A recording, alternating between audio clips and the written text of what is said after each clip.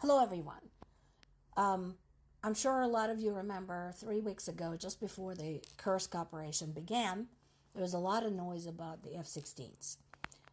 And as some of you pointed out, and I agree with you, it may have been a clever ploy by the Ukrainian government to distract Russians from the start of the Kursk operation. So, that said, people want to know, so what happened with those? Did you get them? Are you using them? The answer is yes. They are being used, among other things.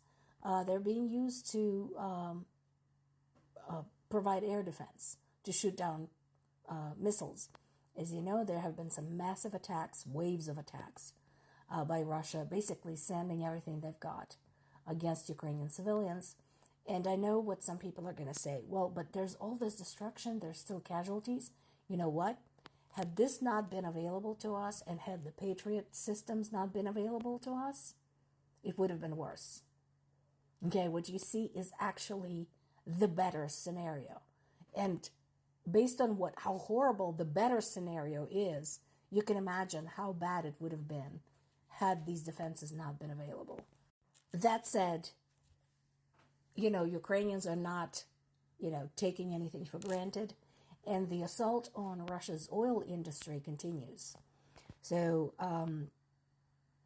Ukrainian drones set several oil tanks on fire in the Rostov region, and there were some more struck at another oil depot as well in the Voronezh region. Now, the funny part about the one in the Rostov region was that when the photograph of the plume of smoke, this big plume of rather scary looking, sticky, oily, this toxic smoke appeared. So there was like a flurry of responses. And let's see, first they said that it was a fake. It wasn't. Then they said it was an image from several days prior when they had a grass fire. And then they said to ignore everything because nothing really happened at that, oil depot in the Rostov region.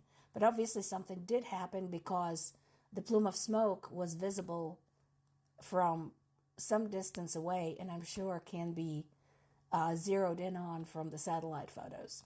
Just saying. The Guardian has another more detailed article about the Rostov fire, including a video, and you can see that is, that's not a grass fire. And this, by the way, is an example of Ukrainians using whatever they have, in this particular case, the short-range weapons such as short-range missiles and drones, to launch into Russia, because this was launched from the Luhansk region, which is close to the border. So basically, in a way, they're giving Russians the taste of their own medicine. Because remember, we talked about this, how many times Russians use their border regions next to the border with Ukraine to launch their weapons. Well, get this, two can play at this. That said, obviously, we're nowhere near out of the woods. This happened, they basically hit Kryvi Rih, which is the city where Zelensky comes from. The worst of it was that this was an attack that came on the heels of the previous massive wave of attacks, and people were still mourning the dead from that one. And obviously rescue services were still working on the ground. So this was absolutely devastating. I don't even care if it's Zelensky's home city. I mean, I'm sure to him it is very shocking.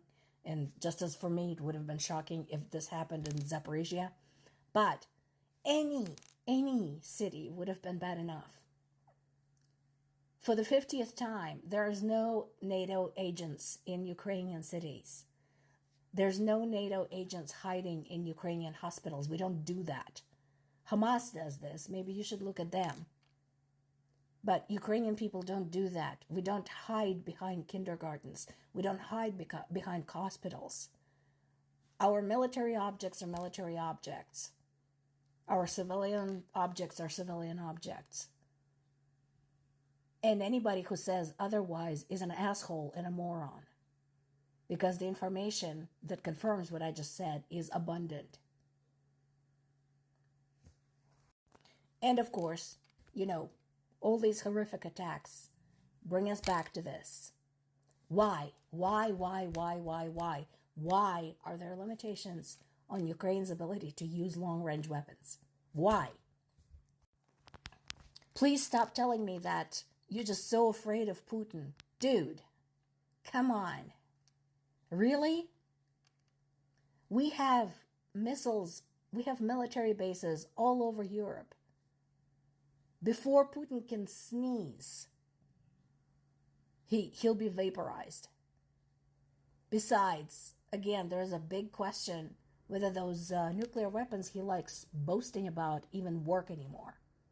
Because integrity and safety regulations are not the strongest suit in the Russian military, including in Russia's servicing of its nuclear weapons.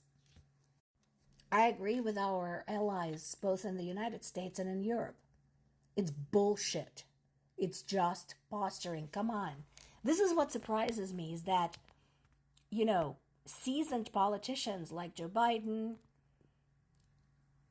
like the heads of state in Europe, are buying this bullshit. You know better. Putin is a bully. That is a fact. This is nothing but saber rattling. This is his usual way of yanking your chain. We have the ability to intercept whatever he has to dish out, should he decide to dish it out, which is highly unlikely. So stop this nonsense with putting limitations of, tying Ukraine's hands, and let them win this war. That would be of great benefit to the entire world.